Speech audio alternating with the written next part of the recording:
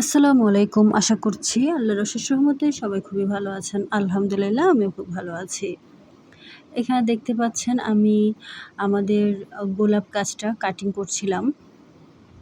তো গোলাপ গাছটা কাটিং করার মেইন কারণ হচ্ছে প্রথমত সব গাছেই কিন্তু এরকম প্রুনিং করতে হয়, অর্থাৎ কাটিং করতে হয়।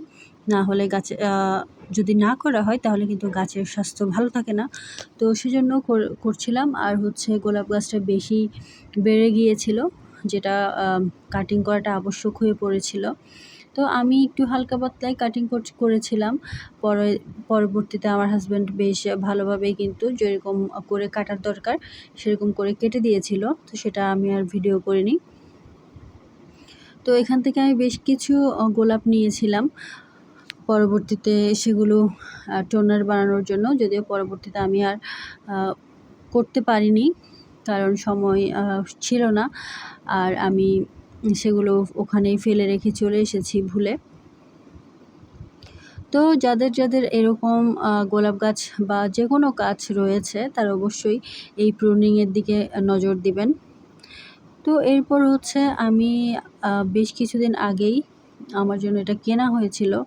যেহেতু আমার শ্বশুরবাড়িতে কোনো বাচ্চা নেই, তাই এগুলো আমি খেয়ে থাকি। তো কেনা হয় মাঝে মধ্যে এগুলো। তো সেখান থেকেই খাচ্ছিলাম। বেশ অনেকদিন কিন্তু এটা রেখেই দিয়েছিলাম না খেয়ে। পরবর্তীতে ভাবলাম খেয়ে ফেলি। তো সেজন্য এটা বের করা। আর এটা কিন্তু বেশ মজা, নর্মাল ওয়েফারের মতো না, মোটামুটি বেশ ভালোই কিন্তু মজা ছিল।